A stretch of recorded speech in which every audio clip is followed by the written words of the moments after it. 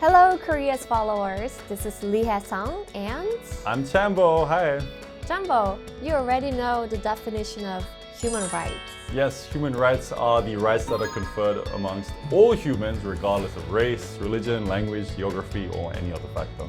Correct. Everyone is born with equal and inalienable human rights. Today we'll talk about Korea and the international community's efforts to improve the human rights issue in North Korea, which has been a hot topic recently. Today we have invited the representative of the UN OHCHR Seoul office, James Heenan, and a North Korean defector, Mr. Kim. Hello, nice to meet you. Nice to meet you. Hi. Could you briefly introduce yourself? Sure, my name is James. I'm the head of the UN office here in Seoul that focuses on human rights in North Korea, DPRK as we say. I escaped from North Korea in 2011. I studied political science and diplomacy at Hankuk University of Foreign Studies. Preparing for this episode, I came across a few movies about the life of North Korean defectors, such as Crossing, Over the Border, and the Journals of Musan. Recently released Beyond Utopia, which realistically portrays the pain of North Korean defectors and talks about their forced repatriation. And I couldn't believe that these stories were actually based on a true story. The human rights issue in North Korea has been an ongoing issue, but I heard that it has worsened. Since the COVID closures, there's sort of three trends that have happened in the last few years. One is the situation has become worse in terms of things like health, access to medicines, access to food, and things like that. The second thing is that it's become harder for people to cope with the restrictions on their lives. The markets have closed down, access to income has been constrained. And the third thing is that it appears that the sort of repression that we've seen in quite a while ago has come back. So things like freedom of information or freedom of expression, saying things that are unpopular can get you in more trouble now. So those three things together have made the situation very difficult for North Koreans. Our government published the 2023 report on North Korean human rights in English and Korean and released it to the public for the first time. There are around 1,600 cases of human rights violations reported by 508 North Korean defectors after 2017. In several cases, people they are sent to training camps because they use their phones to contact the outside world, or sent to prisons for watching South Korean dramas and listening to South Korean music. That's unbelievable. So during the latest Asian Games, North Korean athletes were avoiding speaking with South Korean reporters. They weren't speaking with other athletes. And there was a lot of fear that if they did speak with the outside world, then maybe they'll be sent to concentration camps. When they talk to non-North Korean people, they have to write a letter of reflection and might also be punished. The 2023 report on North Korean human rights, it even says that the public executions take place in North Korea. Being sent to prison camps or executed in North Korea is very common, regardless of gender and age. When they spit on Kim Il-sung or Kim Jong-il's portrait or burn it out of anger, they might go to prison camps if lucky. If not, they will be publicly executed. People watching public executions tremble in fear and think, I shouldn't do what they did. Yeah, and I heard that the situation of North Korean workers dispatched overseas is not much better. So how is it like? Many North Koreans are dispatched overseas to work and to earn income. Thousands in the past are working in hazardous industries, like dangerous industries. Well, construction and logging and mining and so forth.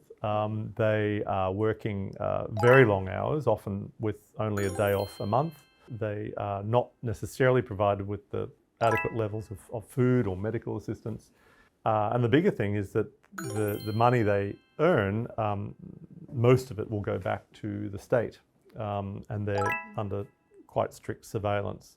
I heard recently that they're actually restricting even more North Korean workers from going and working overseas. The UN Security Council in 2017 decided to prohibit the sending of workers overseas and to ask them all to be returned. The Security Council said because the practice allowed for the support to the nuclear programs. But of course then COVID hit, so people were often stuck in another country.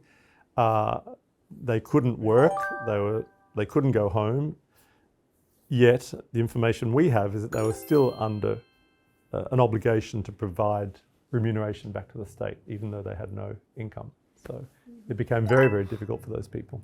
How did you decide to defect from North Korea, and what was the most challenging part? When I was in North Korea, my father had a phone call with a friend who had defected to South Korea. The North Korean State Political Security Department called him, and because of that one phone call, he was sentenced to 4 years of forced labor and was taken to a labor camp.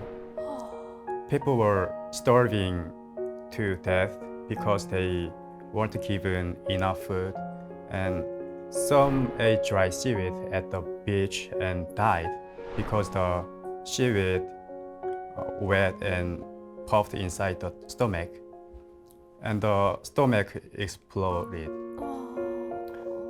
Thankfully, my dad survived the sentence, but we were strictly watched by the State Political Security Department.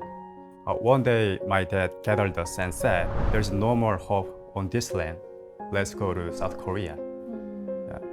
The next day, we crossed the Chimo River. I had several experiences where fear tore me down. That sounds like an absolutely horrific story. While defecting, many women are forcefully sexually abused by brokers. They are trafficked for just a few pennies. They are considered lucky not to be sent back to North Korea. I heard that the RK government opposes the forceful repatriation of North Korean defectors under any circumstances and continuously requests the cooperation of the relevant countries not to repatriate the North Korean defectors against their free will. For the UN as well, we are against the forceful repatriation of people to North Korea, to DPRK. The reason we say that is because we have years of information that shows that those people will be at a real risk, as we say, a real risk of violations like torture and ill treatment, arbitrary detention, and worse. For that reason, these individuals are deserving of immediate international protection. During his visit to the U.S. last April, President Yoon Suk-yeol stated in his address at Harvard University that improving human rights begins with shedding light on what's really happening on the field, as on today's Korea's focus. And what do you think about it? Well, like any human rights crisis, advocacy and awareness raising is crucial in any case in the world. For North Korea, for DPRK, it's more important because it is such a closed country. In our office, a big part of our role is to keep the spotlight, to keep the public eye on these human rights issues in North Korea. Yeah. This year marks the 10th anniversary of the establishment of the UN Commission of Inquiry on Human Rights in the Democratic People's Republic of Korea, as well as the 75th anniversary of the Universal Declaration of Human Rights. So this is the perfect time to raise awareness of the international community on the human rights issue in North Korea. So how can we say that North Korean human rights issues are everyone's concern? Is two sides of it. One is human rights are inherent in people. Yeah, this is what the Universal Declaration says. They are part of us. I don't need to justify my rights to anyone. So for that reason alone, we should all be concerned. But then there's another side to human rights. Human rights can make the world a better place. Everyone should be concerned about human rights violations in DPRK because if we're not, then some others in power in other parts of the world might take that as a green light to continue violating human rights. If you respect human rights, and if DPRK became a country that fully respected human rights, it would be a more free country, it would be a more peaceful country, it would be a more comfortable neighbour to the Republic of Korea, and it would lower tension on the peninsula and for the whole region, yes. In a welcoming speech at the North Korean Human Rights and Pathways to Progress Forum held by the RK government last September, Foreign Minister Park Jin emphasized, Denuclearization is fake peace. Peace without human rights is spurious peace. So, could you tell us in detail how North Korean human rights are connected to the nuclear issue and world peace? Well, they are, as we sometimes say, two sides of the same coin. There's a number of ways they're connected. One is the impact of the conflict on human rights in all countries in this conflict, including the Republic of Korea. In DPRK, for example, particularly young men have to do an enormous amount of military service. There's also the way in which violations drive the conflict as well. So, for example, those resources that come from forced labour, they're directed, as they should be, only towards food and health and so forth, but a significant proportion of them are directed towards militarization. And that sort of drives the conflict, this sort of spiraling conflict. So these two sides of the coin are intimately linked. The RK government pursue a more proactive approach for the promotion of human rights in North Korea by including North Korean human rights related content in joint statements at summits. The government has returned as a co-sponsor to the UN resolutions on the North Korean human rights and also participated in the UN Security Council open briefing on human rights in North Korea. It appointed an ambassador at large for international cooperation on North Korean human rights after a 5-year gap. The RK government will strive to ensure that discussions related to North Korean human rights continue at the UN Security Council during its tenure as a non-permanent member for 2024 to 25. They're very important. As a UN official, we believe that multilateralism is the way forward, and our aim is a peaceful world. The Security Council discussion was very important because it was the first time in 6 years that we were able to have that discussion in the Security Council. Because for many years, North Korea was seen only as a peace and security issue, only about missiles and conflict and war. The human rights side of it wasn't appreciated so much. The reason we do all of this in the UN is to affect change, but it's not just about finger pointing, it is also about engagement. And it's key that North Korea is engaged on human rights issues. North Korea is a member state of the United Nations. It has ratified a number of the human rights treaties. The challenge is to affect change on the ground. The risk, I think, with human rights in North Korea is that we all just talk about it and we don't actually achieve much on the ground. And the reason that is because it's very difficult. And I heard that you participated in the UN Security Council open briefing last August to testify about the human rights abuses in North Korea. So what inspired you to make such a brave decision? My aunt was taken to a prison camp for not reporting her brother's family's defection. My aunt had a 3-year-old daughter and 5-year-old son back then. I wanted to inform everyone about my aunt's story and the reality in North Korea, where people's fundamental human rights are deprived and violated. When preparing my speech, I thought each word I say will affect thousands of lives of North Koreans. I can't be nervous and I can't make a mistake. I couldn't sleep during my flight and kept practicing my script. So what about the OHCHR and its office in Seoul? What sort of efforts are they taking, and why is the office in Seoul particularly?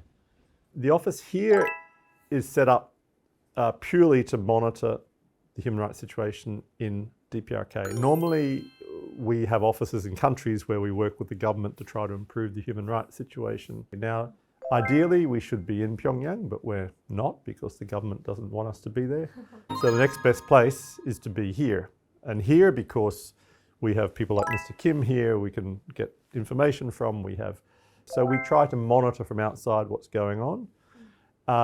We raise awareness because I think not just globally, there's a big need to raise awareness with people in the Republic of Korea, in South Korea, particularly youth.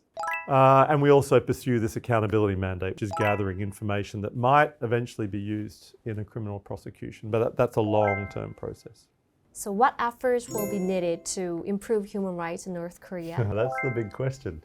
In many ways, it feels like human rights globally is going backwards. For us, the way to move towards improvement is first of all to focus on improving the lives of people in North Korea, not other things, but that's the focus. Yeah. The second thing is to keep the eye on the ball, as we say, to keep the matter in the public eye, because it was forgotten for so long. North Koreans were forgotten for decades. Yeah. Mm-hmm. The third thing is to keep to stand by what we say. If we say that widespread torture is a crime, then we stand by it and we do things. We open prosecutions, we gather evidence, we hold those to account for these terrible crimes. Because if we backslide on that, then again it sends exactly the wrong message, not just to North Korea, but also globally. And the final thing is, as I said before, it's about engagement. It's not just human rights, it's also peace and security and other issues. Ultimately, the way forward involves talking, and that's what we're trying to encourage. When North Korea's human rights issue was first discussed at the UN Security Council in December 2014, former RK ambassador to the UN, Mr. Oh Jun said, "For South Koreans, people in North Korea are not just anybody's. Even though we never hear from them, we know that they are there, just a few hundred kilometers away from where we live. We only hope that one day in the future, when we look back on what we did today, we will be able to say that we did the right thing for the people of North Korea." Even if there are no noticeable results right now, I believe that if the international community continues to show interest and engage in discussions, North Koreans will be able to enjoy the freedoms we take for granted. So today on Korea's Focus, we discussed a painful but very crucial topic that we must pay attention to. So how was it today? It was a great opportunity to speak with people, particularly like Mr. Kim, who has the first-hand experience, and also to be able to share with people through social media these really difficult issues that people need to know more about, and they need to engage. Please help us to let North Koreans have this freedom we have. And please support me and my fellow defectors to have a happy life. Thank you so much. So thank you for your precious time today. Thank you.